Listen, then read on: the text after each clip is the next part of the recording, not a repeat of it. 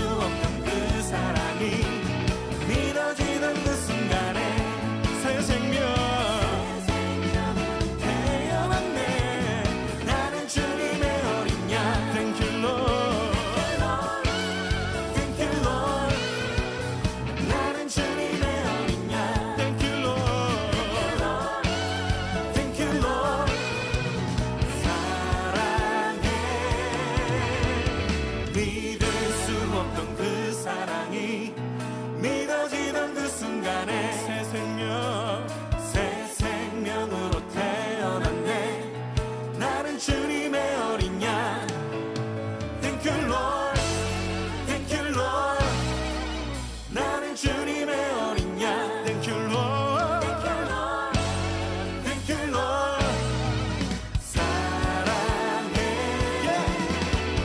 믿을 수 없던 그 사랑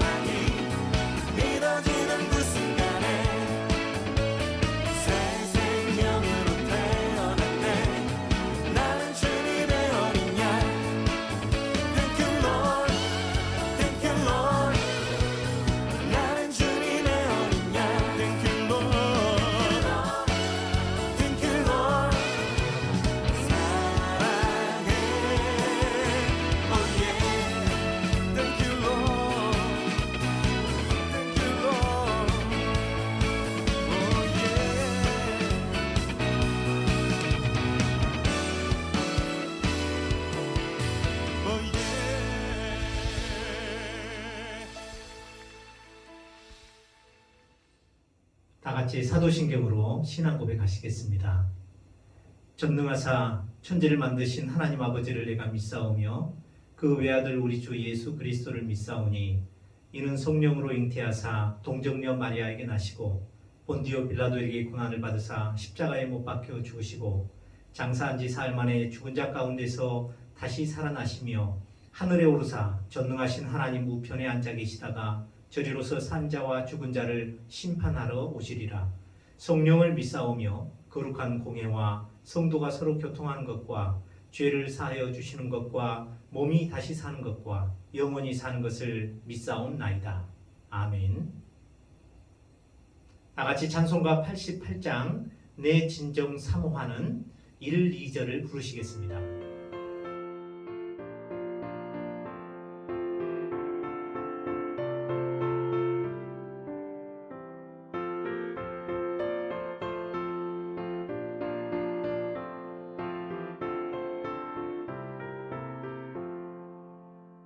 내 진정 사모하는 친구가 되시는 구주 예수님은 아름다워라.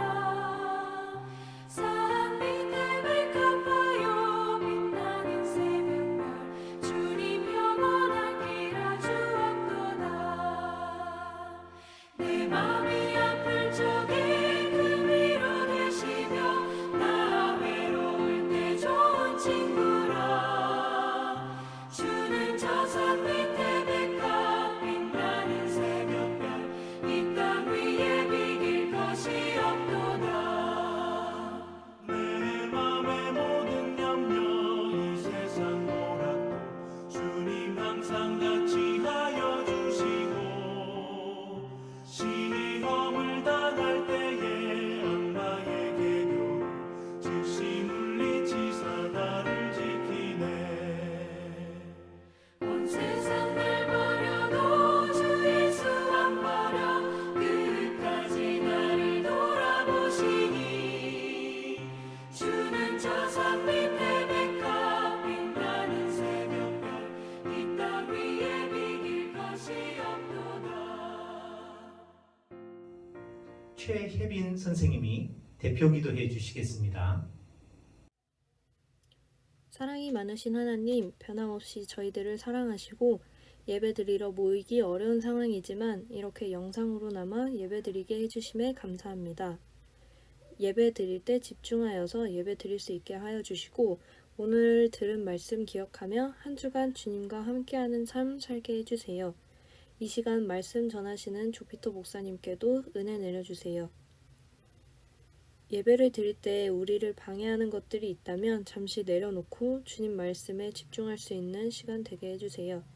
감사합니다. 사랑합니다. 예수님 이름으로 기도드렸습니다. 아멘. 오늘 말씀은 사무엘상 7장 1절로 11절 말씀입니다. 구약 418면에 있습니다. 제가 교독하겠습니다.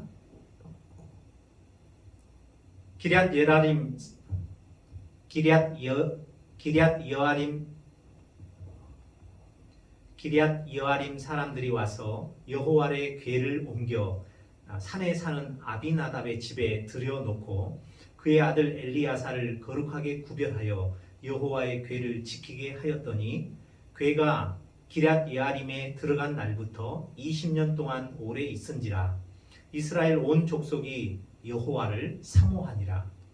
사무엘이 이스라엘 온 족속에게 말하여 이르되 만일 너희가 전심으로 여호와께 돌아오려거든 이방 신들과 아스타롯을 너희 중에서 제거하고 너희 마음을 여호와께로 향하여 그만을 섬기라. 그리하면 너희를 블레셋 사람의 손에서 건져내시리라. 이에 이스라엘 자손이 바알들과 아스타롯을 제거하고 여호와만 섬기니라. 사무엘이 이르되 온 이스라엘은 미스바로 모이라. 내가 너희를 위하여 여호와께 기도하리라 하매 그들이 미스바에 모여 물을 길어 여호와 앞에 붓고 그날 종일 금식하고 거기에서 이르되 우리가 여호와께 범죄하였나이다 하니라. 사무엘이 미스바에서 이스라엘 자손을 다스리니라. 이스라엘 자손이 미스바에 모였다 함을 블레셋 사람들이 듣고 그들의 방백들이 이스라엘을 치러 올라온지라. 이스라엘 자손들이 듣고 블레셋 사람들을 두려워하여 8절 이스라엘 자손이 사무엘에게 이르되 당신은 우리를 위하여 우리 하나님 여호와께 쉬지 말고 부르짖어 우리를 블레셋 사람들의 손에서 구원하시게 하소서 하니 사무엘이 전 먹는 어린 양 하나를 가져다가 온전한 번제를 여호와께 드리고 이스라엘을 위하여 여호와께 부르짖음에 여호와께서 응답하셨더라. 사무엘이 번제를 드릴 때에 블레셋 사람이 이스라엘과 싸우려고 가까이 오매 그날에 여호와께서 블레셋 사람에게 큰 우레를 발하여 그들을 어지럽게 하시니 그들이 이스라엘 앞에 패한지라. 이스라엘 사람들이 미스바에서 나가서 블레셋 사람들을 추격하여 뱃갈 아래에 이르기까지 쳤더라. 아멘. 오늘 말씀의 제목은 사모하는 신앙이라는 제목입니다. 2절 말씀에 그 말씀이 있죠. 이스라엘 온 족속이 여호와를 사모하니라. 여호와를 사모하는 것이 무엇인가? 우리가 어떻게 사모할 수 있는가? 근데 그 방법적인 면에서 3절에 잘 나타나 있어요. 사무엘이 이스라엘 온 족속에게 말하여 이르되 만일 너희가 전심으로 여호와께 돌아오려거든 이방 신들과 아스타롯을 너희 중에서 제거하고 너희 마음을 여호와께로 향하여 그만을 섬기라. 그리하면 너희를 블레셋 사람의 손에서 건져내시리라. 네, 요절 말씀 여러분들이 묵상해 보시면 은혜가 많이 될 걸로 생각합니다. 먼저 쌤이 여러분들에게 광고를 2개를 드리도록 하겠습니다. 먼저는 성경 퀴즈 대회에 관한 것인데요. 우리가 분기별로 성경 퀴즈 대회를 한다고 우리 연간 계획서에 그렇게 나와 있는데요. 여러분 성경 퀴즈 대회는 상을 받는 재미 또 도전하는 재미도 있지만 성경 말씀을 복습하는 그런 의미가 있습니다. 그래서 9월 마지막 주일이 언제냐면 26일이에요. 그래서 26일 날 쌤이 줌으로 PPT를 통해서 여러분들 설교 끝난 다음에 한 5분 10분 정도 들여서 문제를 내겠습니다. 한 분기에 보통 13주인데 저희도 13주 것을 공부를 했어요. 그러니까 문제가 한 문제씩만 낼게요. 그래서 13문제 많지 않죠? OX 또 단답형 또 사지선답 이런 식으로 섞어서 내보도록 하겠습니다. 많이 참여해 주시면 좋겠고요. 1등 한 명에게는 2만 원 상당의 상품권, 2등 2명 뽑습니다. 만 원 상당의 상품권, 3등 5천 원인데요. 3명 뽑겠습니다. 성경 퀴즈를 해도 10시 반 정도에 끝날 거예요. 그러면 못 풀 수도 있으니까 12시까지 시간을 드릴게요. 12시까지 담임 선생님이나 저에게 톡으로 정답을 이렇게 쭉 나열해서 1번 그 다음에 정답 가로해가지고 이렇게 써서 주시면 채점을 해서 그 다음 주에 발표하도록 하겠습니다. 두 번째 광고는 신방에 관한 것인데요. 의무다 생각하시면 좋겠습니다. 1년에 교회는 봄과 가을에 신방이 있어요. 쌤 백신 9월 달에 2차까지 다 맞습니다. 담임 선생님들이나 다른 선생님들하고 같이 갈 수도 있고 쌤만 갈 수도 있어요. 부담스러우면 다른 쌤들도 모시고 가겠는데 신방은 무엇이다? 당연히 받아야 되는 것이다. 근데 받는 게 여러분들 집으로 가는 게 아니에요. 여러분들이 편한 장소에 여러분 편하게 음식을 또 주문하실 수 있는 곳으로 그렇게 가겠습니다. 쌤 여러분들 되게 사랑하고 보고 싶은데 여러분들 조금만 기회 주시면 뭐 돈 들어가는 것도 아니잖아요. 신방을 통해서 우리 서로 교제하는 가을이 되었으면 좋겠습니다. 본문 말씀으로 들어가겠습니다. 자, 1절과 2절 말씀을 보겠습니다. 1절 말씀 보면 기럇 여아림이라는 곳에 하나님의 법궤가 있었는데 아비나답이라는 사람 집 아마 레위인이었던 것 같은데요. 그의 아들 중에 한 사람 엘리야살이라는 사람을 세워서 여호와의 법궤를 지키게 합니다. 그리고 그 기럇 여아림에서 하나님의 법궤가 훗날 어디로 가냐면 다윗 왕이 자기가 살던 다윗성의 법궤를 이렇게 이동을 시키는 것이 나와요. 영화에도 나오는데 그때 다윗이 옷을 벗고 법궤가 오는 걸 너무 즐거워해서 막 춤을 추죠.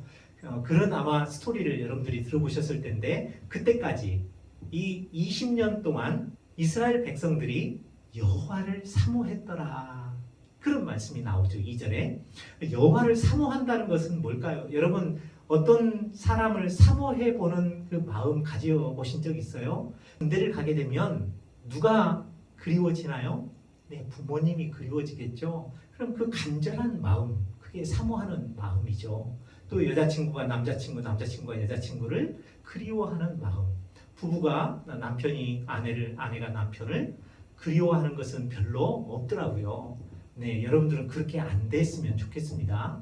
근데 그런 간절한 마음이 사모하는 마음인데, 여러분 우리 사모하라고 하니까 좀 기분이 조금 그렇게 썩 좋은 것은 아니에요. 왜냐하면 강요되는 것 같거든요. 근데 오늘 말씀을 통해서 사모가 뭔지, 우리는 어떻게 하나님을 사모할 수 있는지, 그리고 하나님을 사모할 때 어떤 일이 벌어지는지 본문 말씀을 통해 살펴보도록 하겠습니다. 여러분 지난 시간에는 우리 어린 사무엘이 어렸을 때부터서 구별된 삶을 살았을 때 그 시대를 밝히는 이 등불과 같은 역할을 했다 그랬죠. 그 시대는 말씀이 없었어요. 그래서 삶의 기준점이 없어서 다 자기 소견에 옳은 대로 삶을 살았다고 그랬죠. 그런 시대 가운데 하나님은 말씀의 종, 성경 선생을 세웠는데 그게 사무엘이었다고 했어요. 그런 어린 사무엘과 같이 우리 친구들도 소명 또 사명을 가지셨으면 좋겠다 말씀드렸습니다. 성경 선생이요 또 그 시대 말씀의 종들로 컸으면 좋겠다. 이런 소망을 가지고 살 때 하나님을 사모하는 마음을 하나님이 기뻐하십니다. 이제는 7장으로 왔는데 온 이스라엘 백성들이 하나님을 사모해요. 자, 그러면 어떤 그 일이 있었는지 4장, 5장, 6장 그 속에서 간단하게 스토리를 살펴보면 하나님의 법궤가 실로에 있었는데 블레셋 사람들, 해변가에 사는 그 사람들, 우리 사사기에 보면 블레셋 사람들이 이스라엘을 매우 많이 압제하고 있었죠. 그때 등장했던 사사 중에 한 사람이 삼손이었는데요. 이 사무엘 시대에도 여전히 그 블레셋 사람들이 이스라엘을 지배하고 있었어요. 근데 그때 이제 전쟁이 일어났어요. 근데 이런 전쟁은 누가 일으켰냐면 이스라엘 사람들이 일으켰어요. 왜냐하면 그게 너무 지긋지긋했거든요. 그래서 인원 블레셋을 다 무너뜨리고 우리가 어떻게 한번 그들의 압제에서 벗어나 보고 싶다. 사무엘상 13장 19, 20절 보면은 이스라엘 사람들이 어느 정도로 블레셋 사람들에게 착취를 당했냐면 그 농사 쓸 때 쓰는 농기구들 있죠. 철제 제품이었는데 이 철제 제품들이 녹이 슬고 낡으면 이게 벼르러 가야 되는데 전부 다 블레셋 땅으로 가는 거예요. 블레셋 사람들이 그렇게 만들어 놨죠. 어찌 보면은 경제적인 부분 또 삶의 문제 영역에 있어서 블레셋에 의존하게끔 만들었어요. 자, 이런 블레셋을 치려고 전쟁을 일으킨 전쟁이 바로 4장 초반에 나온 에베네셀 전쟁 또는 아벡 전쟁이라고 하는데요. 2절에 보면 이스라엘은 나가서 블레셋 사람들과 싸우려고 에베네셀의 곁에 진치고 블레셋 사람들과 아벡에 진쳤더니 자, 이렇게 전쟁을 벌였는데 누가 이겼을까요? 네, 블레셋이 이겼어요. 그리고 그날 4,000명이 죽습니다. 이스라엘 군사가. 자, 이렇게 되면 여러분 전쟁에서 패했을 때는 하나님께서 패하게 한 어떤 뜻이 있을 거 아니에요. 그죠? 근데 우리 대체로 그동안 배웠듯이 코로나도 재앙인데 이런 환난과 어려움과 재앙들은 다 하나님께서 우리에게 무슨 뜻을 갖고 있다고 쌤이 설명했나요? 네, 우리가 무슨 죄가 있든지 하나님을 잘 예배를 드리지 못하고 섬기지 못했던지 그런 죄들을 뭐 해야 되는 거예요? 회개해야 되는 거예요. 그래서 늘 재앙이 있으면 그걸 뭐하고 연결시켜야 된다? 회개, 이렇게 이야기를 했죠. 근데 이스라엘 백성들이 그러면 회개해야 되는데 회개를 하지 않아요. 3절에 보면 뭐라고 그러냐면 백성이 진영으로 돌아오면 이스라엘 장로들이 이르되 여호와께서 어찌하여 우리에게 오늘 블레셋 사람들 앞에 패하게 하셨는고? 그러니까 하나님께서 패하게 하셨다 하고 그 패한 원인을 하나님 탓으로 돌리는 거예요. 그리고 그들이 결정을 뭐라고 하냐면 여호와의 언약궤를 실로에서 우리에게로 가져다가 우리 중에 있게 하여 그것으로 우리를 우리 원수들의 손에서 구원하게 하자. 그러니까 그들이 전쟁에서 승리할 수 있는 방법을 언약궤를 가져다가 놓으면 승리할 수 있을 것이다. 이런 방법을 취해요. 그래서 실로에 있는 언약궤를 가져다가 그들 앞에 두고 다시 블레셋과 전쟁을 치릅니다.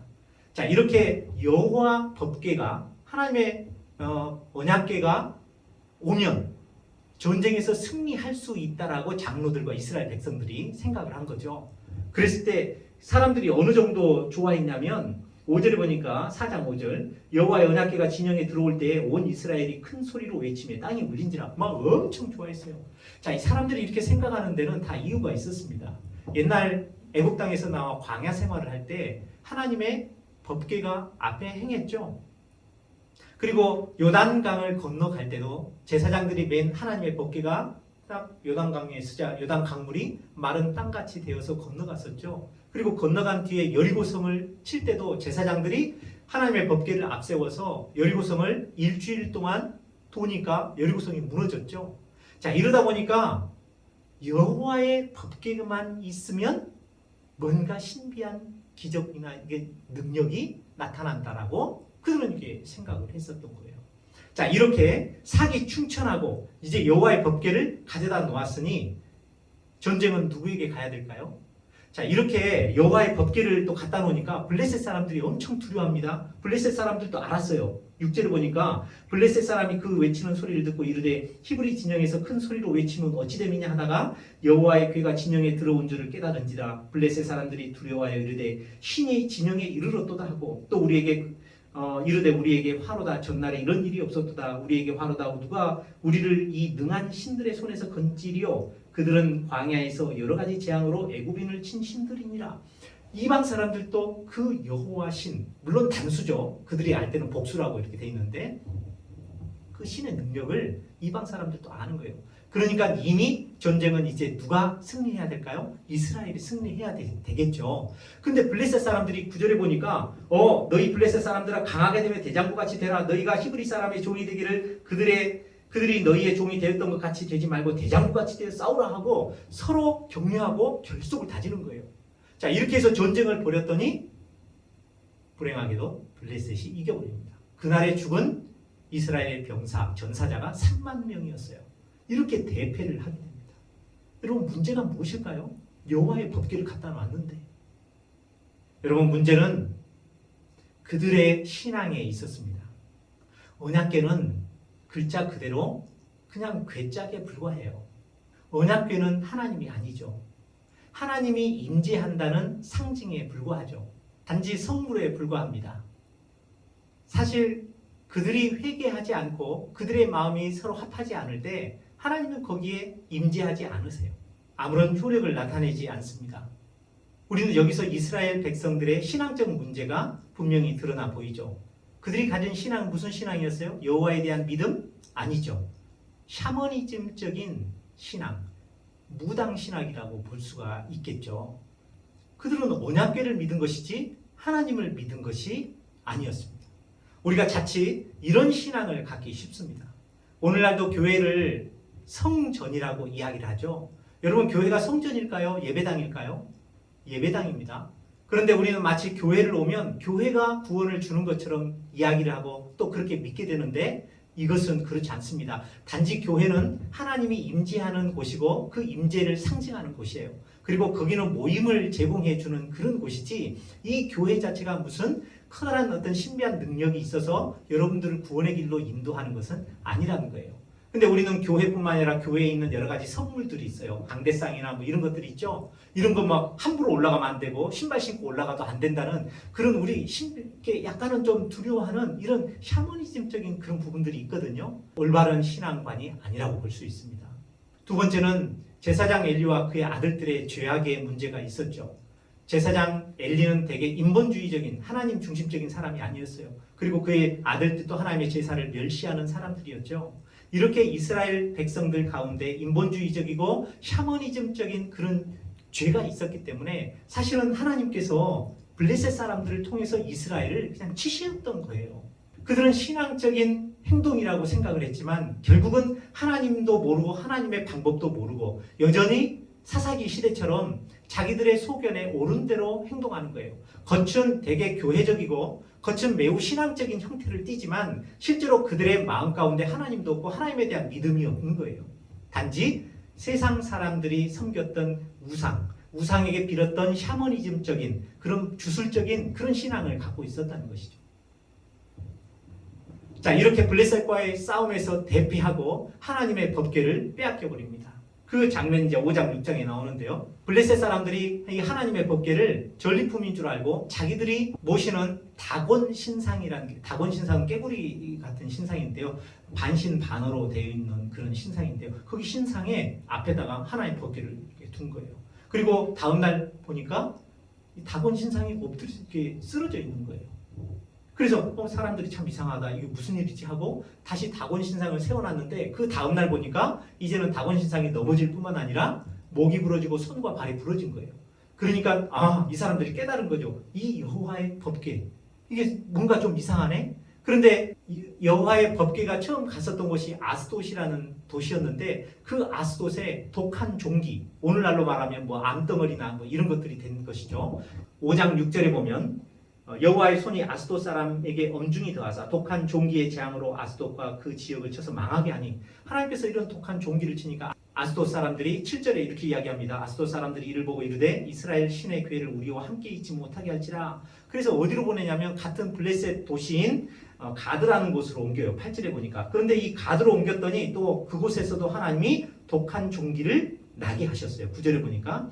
그래서 이에 그들이 하나님의 괴를 다시 또 그 블레셋 땅인 에그론으로 보냅니다. 에그론으로 보냈더니 또 그곳에서도 독한 종기를, 그래서 블레셋 사람들이 이렇게 이야기를 합니다. 11, 12절에 보면 블레셋 모든 방백을 모으고 이르되 이스라엘 신의 괴를 보내어 그 있던 곳으로 돌아가게 하자. 우리와 우리 백성이 죽임 당함을 면하게 하자니 이는 온 성읍이 사망의 환난을 당함이라. 거기서 하나님의 손이 엄중하심으로 죽지 아니한 사람들은 독한 종기로 치심을 당해 성읍의 부르짖음이 하늘에 사무쳤더라.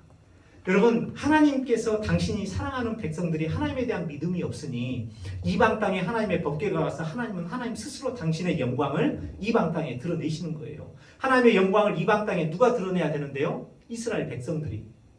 그런데 그들이 그 역할을 하지 못하자 하나님께서 이렇게 하십니다. 자, 이렇게 해서 6장에 보면 드디어 블레셋 사람들이 하나님의 법궤를 다시 이스라엘 땅으로 내보내는 장면이 나와요. 근데 어떻게 보내냐면 6장 1절을 보면 블레셋 사람들의 지방에 있은 지 7달, 2절에 보니까 블레셋 사람들이 제사장들과 복술자들을 불러서 이르되 우리가 여호와에게는 어떻게 하고 그것을 어떻게 그 있던 곳으로 보낼 것인지, 그래서 이제 방법을 강구하는데 무슨 이제 독종과 또 쥐 형상의 금덩어리를 이렇게 해서 법궤에다가 수레에 실어서 이제 송아지가 딸린 어미, 저신하는 소 2마리를 가지고 이제 메어서 수레를 끌게 했던 거예요.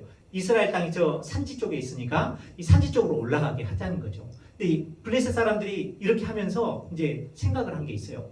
만약에 이 소들이 제대로 똑바로 가면 저것은 그 여호와라는 신이 분명히 역사하시는 것이고, 만약에 가지 않고 송아지가 이제 떼놓은 송아지들이 있으니까 이 어미 소들이 난리를 칠 거 아니에요? 그럼 똑바로 가겠어요? 못 가겠어요? 못 가겠죠. 자, 이렇게 되면 이건 그냥 우연에 불과한 것이야. 그렇게 생각하려고 했거든요. 그런데 그 어미 소들이 좌로나 우로나 흔들리지 아니하고 똑바로 베세메스라는 곳으로 올라갑니다. 자, 그러니까 블레셋 사람들이 어떻게 생각한 거예요? 이것은 그 여호와 신이 역사하는구나, 이렇게 생각한 거예요. 여러분, 그렇다면 진짜 신이 누구라는 것을 보여주는 거예요. 여호와 하나님만이 유일한 신이다. 그 신이 다곤 신도 이기고 진짜 신이구나, 이렇게 블레셋 사람들이 깨달아야 되죠. 그리고 그 블레셋 사람들은 진짜 신을 만나고 그 신 앞에서 자기들의 잘못된 것을 회개했어야 되죠. 그런데 그들은 회개하지 않고 오히려 여호와 하나님이 신인지 아닌지를 그 두 소를 통해서 또 시험하려고 하는 것이죠. 그런데 이 시험은 블레셋 사람들만 하는 게 아니에요. 재밌는 것은 베세메스로 그 언약궤가 오니까 베세메스 사람들이 너무 좋아하는데, 그 베세메스 사람들이 오히려 이 언약궤가 너무 신기해서 호기심으로 이렇게 들여다봅니다. 그게 어디 나오냐면 6장 19에서 21절에 나오는데, 베세메스 사람들이 여호와의 궤를 들여다본 까닭에 호기심으로 들여다보죠. 어찌 보면 하나님은 경외심을 받고 우리가 경배해야 되는 대상이지, 여러분 호기심으로 하나님을 시험하는 그런 대상은 아니거든요. 여러분, 우리가 경외하는 마음을 가져야 됩니다. 근데 그렇게 했더니 그날 하나님이 70명을 치십니다. 그래서 베세메스 사람들도 너무 두려워하여 이 언약궤를 다시 보냈는데 그 기럇 여아림이라는 곳으로 보내게 되는 것이죠. 여기까지 4장, 5장, 6장을 성경 기초에서 쭉 살펴봤어요. 그러니까 이제 7장 1, 2절 말씀이 이제 연결이 되죠. 그 기럇 야림이라는 곳에 20년 동안 있는 곳인데 엘리아살이라는 레위인을 통해서 이제 언약궤를 지키게 하는 거예요. 자, 이때 이스라엘 백성들이 여호와를 사모하였더라. 이제 이해가 되시죠? 그런데 이 여호와를 사모한다는 것을 우리가 무엇이 여호와를 사모하는 것이라고 볼 수 있는가? 이걸 우리 3절 말씀을 통해서 살펴볼 수 있습니다. 3절 말씀을 같이 한번 읽어볼까요? 사무엘이 이스라엘 온 족속에게 말하여 이르되 만일 너희가 전심으로 여호와께 돌아오려거든 이방 신들과 아스타롯을 너희 중에서 제거하고 너희 마음을 여호와께로 향하여 그만을 섬기라. 그리하면 너희를 블레셋 사람의 손에서 건져내시리라. 사무엘이 이스라엘 백성들에게 회개하는 메시지를 전하죠. 사무엘은 인기를 위해서 말씀을 전하는 게 아니라 핵심을 아주 분명하게 전합니다. 근데 그 핵심, 메시지의 핵심이 뭡니까? 그건 뭘 제거하라는 거예요. 뭘 제거하는 거예요? 그들 마음 가운데 있는 이방 신들과 and 아스타롯 이렇게 이야기를 하죠. 다시 보시겠습니다. 이방 신들과 아스타롯을 너희에게서 제거해라. 그것이 바로 너희가 전심으로 여호와께 돌아오는 것이다. 전심으로 여호와께 돌아오는 것. 전심이라는 것은 여러분 마음을 다 하는 것이에요. 어찌 보면 하나로 모으는 것이죠. 사람은 마음이 몇 개 있습니까? 하나 있습니다. 그래서 마음을 많이 이렇게 여러 군데 주고 다니는 사람은 정신이 사나워요. 마음을 한 곳에 딱 모으는 사람, 길을 한 곳에 모으는 사람, 그 사람이 집중력이 있고 또 그 사람에게 평안이 있고 안정감이 있어 보이죠. 여러분 마음을 하나로 모으는데 가장 중요한 것은 여러 가지로 흩어져 있는 마음, 이걸 우리가 제하는 것이 마음을 하나로 모으는데 아주 중요한 일이라는 것이죠. 자, 그렇다면 이방의 많은 신들, 이방의 많은 신들을 대표적으로 성경에서 찾아보면 뭘까요? 이스라엘 백성들이 블레셋 사람들과 가나안 사람들이 주로 섬겼던 것은 바알신과 아세라 신이죠. 바알신과 아세라 신은 부부신이에요. 이 두 신은 이스라엘 사람들이나 그를 믿는 사람들에게 풍요를 약속합니다. 농경의 신이었으니까요. 어찌 보면 물질주의 신이라고 볼 수가 있겠죠. 그러면 아스타롯은 뭘까요? 아스타롯은 사랑의 여신입니다. 쌤이 말했죠. 비너스와 아프로디테와 같은 신입니다. 이름만 다른 거예요. 아스타롯이라고. 자, 이 아스타롯, 사랑의 여신. 여러분 세상에는 여신이 많습니다. 사랑의 여신도 있고 뉴욕 앞바다에 가면 자유의 여신도 있고 정의의 여신도 있고 많은 여신들이 있죠. 그러나 대표적으로 성경에서는 아스타롯, 다시 말해서 사랑의 여신을 이야기를 합니다. 우리에게는 이 두 가지 신이 우리 마음속에 있다는 것을 압니다. 하나님께 전심으로 돌아가려면 이 두 가지 신을 제거하지 않으면 하나님께 전심으로 돌아갈 수 없다는 것을 누가 알고 있어요? 사무엘이 알고 있죠. 그래서 이스라엘 백성들은 하나님도 섬기지만 이 물질적 풍요를 주는 바알과 아세라 신도 섬기고 우리에게 즐거움과 쾌락을 주는 육신주의 신, 정욕의 신 아스타롯도 섬기고 싶었던 것이죠. 그래서 이스라엘 백성들은 하나님을 섬긴 거예요? 안 섬긴 거예요? 늘 하나님을 섬겼어요. 문제는 하나님만 섬긴 거예요? 하나님도 섬긴 거예요. 이 단어 하나 차이가 엄청난 큰 차이가 있죠. 하나님 편에서 생각해 보시면 이스라엘 백성들이 하나님을 버린 적이 없다고 하는데 하나님 생각은 이스라엘 백성들이 하나님도 섬기고 아스타롯과 아세라와 바알신도 섬기는 것을 하나님은 나를 버리는 것으로 생각을 한다는 거예요. 왜요? 하나님은 당신도 마음이 하나이기 때문에 그 마음은 무슨 마음이에요? 우리를 사랑하는 마음이죠. 그래서 하나님도 우리가 두 마음을 품지 않고 하나님만 사랑하는 그 마음을 갖기를 원하시는 것이죠. 그런데 여러분 이 아스타롯 그 다음에 바알신을 버리기가 쉬워요? 어려워요? 매우 어렵습니다. 왜요?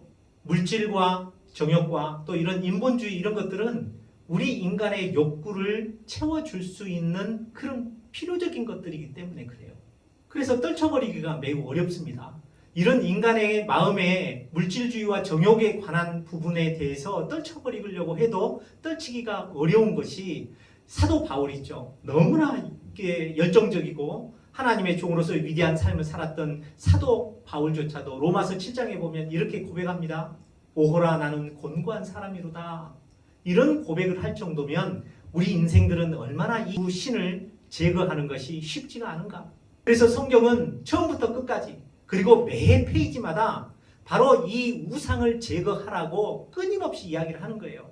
어찌 보면 신앙생활이란 매일 우리 마음 가운데 있는 물질적인 신과 육신적인 신, 이 두 신을 계속 제거해 나가는, 그리고 일주일마다 이 두 신이 나를 계속 쳐들어와서 내 가운데 그게 자꾸 쌓여가거든요. 그것을 이 주일마다 와서 말씀 앞에서 회개하고 이걸 자꾸 제거해 나가는 작업, 이 작업이 바로 신앙생활이라는 거예요. 근데 이 두 가지가 여러분 지금 청소년 시기에도 있지만 쌤처럼 나이가 중년이 된 사람에게도 여전히 이 두 가지 문제로 씨름하면서 고민하면서 이것 가지고 회개하는 것이 우리 인생이라는 거예요. 우리가 구약을 배우고 있지만 이 구약의 중심 사상은 뭐냐면 이걸 버리고 하나님만 섬기라 하는 것이 가장 핵심이 되는 메시지입니다. 그럴 때 하나님께서는 우리에게 승리를 약속해 주십니다. 여러분 인생에서 진정한 승리를 맛보고 싶습니까? 그러면 여러분 마음 가운데 있는 이 두 가지 문제와 씨름하고 그것을 계속 제거하는 삶을 살도록 해보십시오. 여러분 성경에서도 부자 청년이 나옵니다. 예수님이 딸을 따르라 하는데 그 부자 청년은 재물이 많은 고로, 그래서 재물을 예수님보다 더 사랑하는 고로 예수님을 따르지 못합니다. 그만큼 어렵습니다. 그러면 바알과 아스타롯이 왜 그렇게 심각한 죄가 될까요? 여러분 그것은 하나님께서 우리를 당신의 형상대로 지으셨기 때문이에요. 하나님은 우리를 거룩한 존재로, 하나님만 사랑하는 존재로 그렇게 만드셨기 때문이에요. 그리고 그렇게 만들어서 하나님은 우리를 보시고 심히 기뻐하셨던 거예요. 우리 마음 가운데 오직 하나님만 바라볼 때 하나님 기뻐하셨던 거죠. 근데 점차 물질주의와 육신주의의 죄가 우리 가운데 들어올 때 하나님께서는 우리와 함께 하실 수 없었던 것이죠. 왜냐하면 하나님은 죄를 가장 미워하시고 싫어하시는 그런 분이시니까. 죄와 함께 하실 수 없는 분이시니까. 그리고 이런 죄는 하나님, 인간, 만물이라는 이 기본적인 3차원의 질서, 이것을 역행하고 깨는 그런 역할을 하기 때문에 그렇죠. 그래서 하나님은 제 10계명 중에서도 1계명이 너는 나 외에는 다른 신을 내게 있게 말지니라, 그렇게 명령하실 정도로 우리에게 있어서 우상을 제거하는 것, 그것이 바로 뭐라고요? 하나님을 사모하는 것이다. 여러분 그래서 하나님을 사모하는 사람들은 우리 마음 가운데 있는 그런 죄의 문제를 계속 발견하고 제거해 나가는 작업을 하는 사람, 그 사람이 하나님을 사모하고 사랑하는 사람이다 라고 성경은 이야기를 하는 거죠. 근데 실은 이게 너무 어렵죠. 그래서 우리가 다 이 세상에서 감당할 수 있는 부분이 아니기 때문에 하나님은 독생자 예수 그리스도를 이 세상에 보내주시고 그 예수님이 이 무거운 죄의 짐을 십자가에서 그냥 지셨어요. 가장 미워하시는 그 죄 때문에 예수님이 십자가에서 당신의 생명을 바치신 것이죠.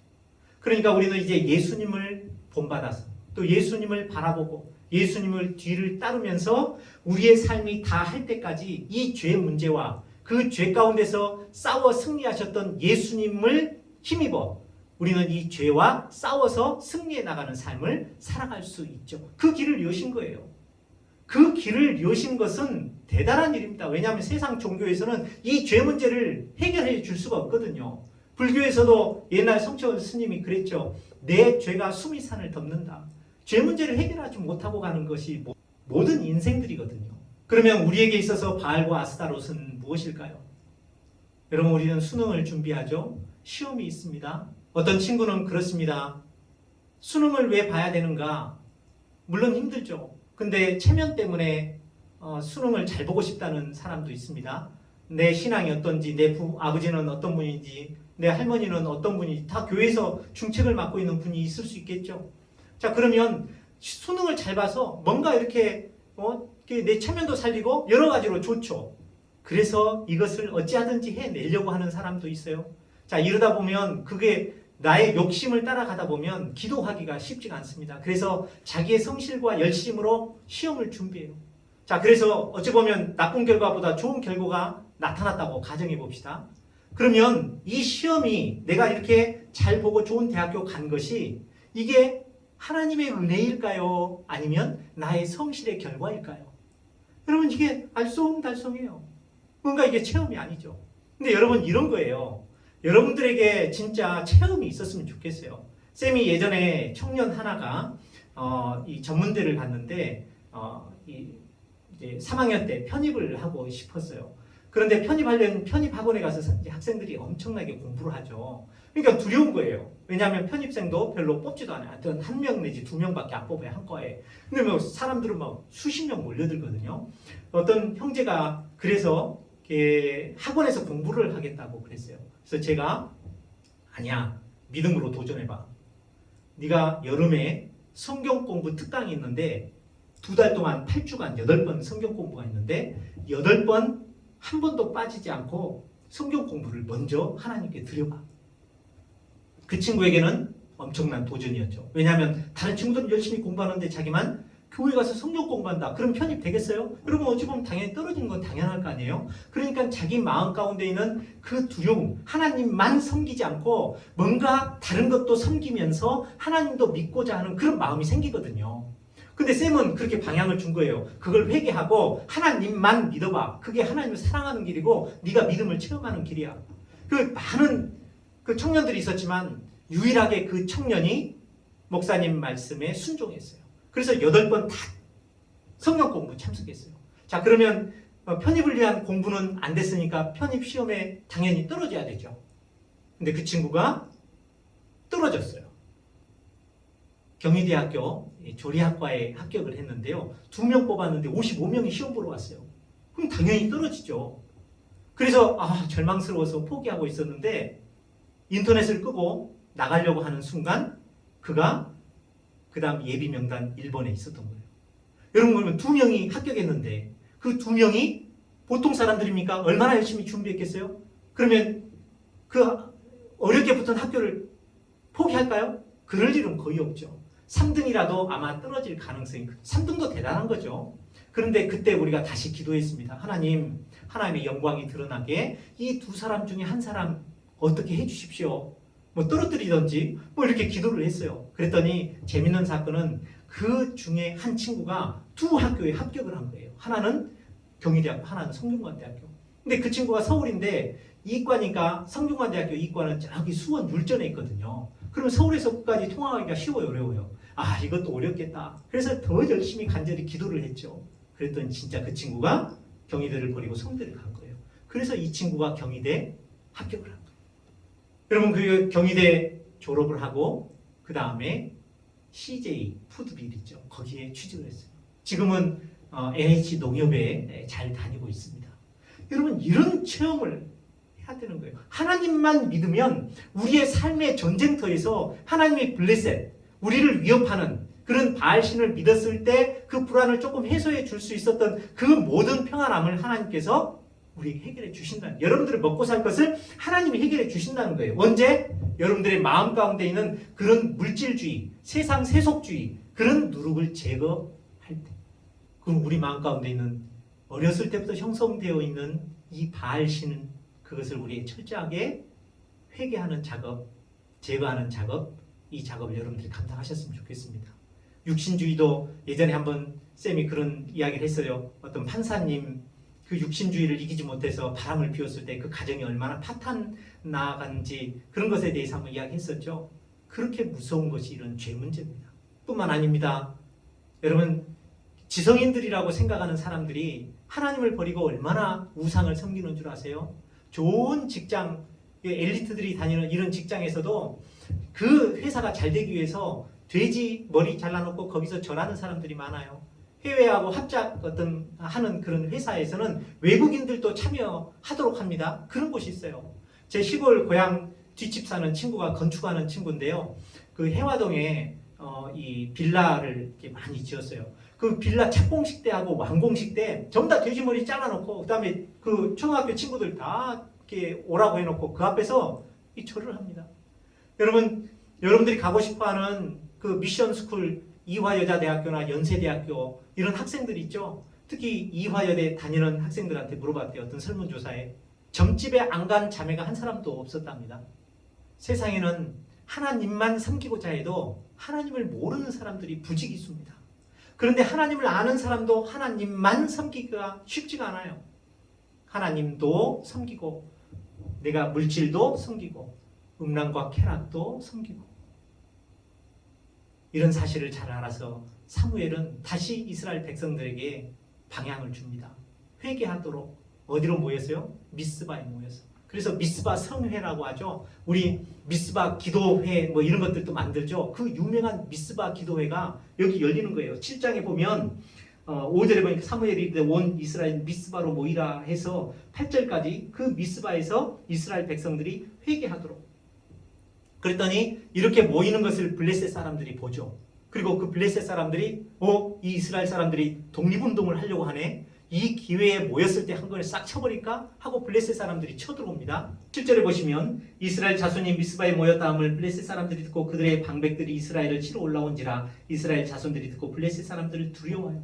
여러분 우리가 이렇게 제거하고자 할 때 꼭 이런 두려움을 심는 사단의 역사가 있어요. 그럴 때 간절히 기도함으로 하나님을 의지하면 하나님이 모든 블레셋, 우리를 죽이려고 하는 그런 세력들을 막아주시고 그곳에서 승리하는 이런 역사를 이루어 주신다 하는 것이 바로 오늘 본문이 우리에게 주는 메시지입니다. 하나님이 블레셋 사람들을 9절에서 11절에 보면 하나님의 방법대로 우레를 발해서 우리 여호수아 10장에 보면 하나님이 우박을 내려서 그 가나안 사람들을 쳤던 것 여러분 기억하시죠? 그것처럼 우레를 내려서 다 물리쳐 주시죠. 여러분 이게 3000년 전의 일이라고 전설 따라 삼천리처럼 들리십니까? 하나님은 오늘날에도 하나님을 믿는 사람들에게 이러한 놀라운 역사들을 이루어 주세요. 말씀을 맺겠습니다. 오늘 말씀을 통해 볼 때 하나님께서는 우리에게 원하시는 것이 무엇인가? 여호와 하나님을 사모하는 것이다. 어떨 때 사모할 수 있는가? 우리 마음에 물질주의, 육신주의에 바알과 이방신들과 아스타롯을 제거할 때 그때 하나님만 섬길 수 있다. 그리고 하나님만 섬길 때 결국 하나님께서 우리의 삶의 문제, 우리를 대적하는 어떤 사망의 문제 이런 문제를 하나님께서 해결해 주시고 우리에게 승리와 구원을 주신다라는 사실을 배울 수 있습니다. 여전히 세상 방법을 쫓고 세상 방법도 따르고 하나님도 따르고자 하는 그런 이중적인 마음이 있다면 이것이야말로 샤머니즘적인 신앙이고 우리는 이미 하나님을 사모하지 않는 하나님을 버린 신앙이었음을 여러분들이 깨달았으면 좋겠어요. 그리고 거기에서 회개하고 그런 물질주의와 육신주의를 제거하는 그런 친구들 되셨으면 좋겠습니다. 그리고 그렇게 살아갈 때 놀랍지만 하나님께서 우리에게 승리를 주신다는 그 체험을 하셨으면 좋겠어요. 그 체험이 없는 사람은 아무리 하나님을 배워도 이론적인 하나님, 내가 체험하고 경험한 나의 하나님을 평생 만날 수가 없습니다. 그래서 하나님을 만나는 것은 결코 쉬운 일이 아닙니다. 성경은 이렇게 이야기를 합니다. 피 흘리기까지 죄와 싸우지 아니하였다 너희가. 그래서 다시 말해서 피 흘리기까지 죄와 싸우는 이런 작업들을 우리에게 요구하시는 거예요. 여러분들 우리 마음 가운데 있는 우상들을 제거하고 하나님만 섬기는 만 신앙을 가지셨으면 좋겠습니다. 기도하고 마치겠습니다. 하나님 아버지 법궤를 언약궤를 승리하는 그런 도구로 생각을 했던 이스라엘 백성들의 샤머니즘적인 무당 신앙이 얼마나 위험하고 그것은 참된 신앙이 아니라 헛된 신앙이라는 사실을 본문 말씀을 통해 깨닫게 하셔서 감사합니다. 그리고 이런 하나님을 사모하는 것이 결국은 우리 마음 가운데 물질주의 또 육신주의의 죄악들을 제거하는 일에서부터 시작되고 그래서 온전히 하나님만 알고 하나님만 사랑하는 것이 바로 하나님을 사모하는 신앙임을 알게 하셔서 감사합니다. 하나님 저희가 연약합니다. 또 제거할 힘도 없습니다. 오직 죄를 이기신 예수님을 바라보며 예수님을 따라가며 우리 마음 가운데 있는 아직도 남아있는 여러 가지 죄악과 힘써 싸우는 가운데 하나님만 사랑하여 하나님께서 우리를 지켜주시는 삶에 있어서의 승리하는 신앙 체험을 할 수 있게 도와주시옵소서. 예수님 이름으로 기도합니다. 아멘. 다 같이 에베네셀의 하나님 찬양하시겠습니다.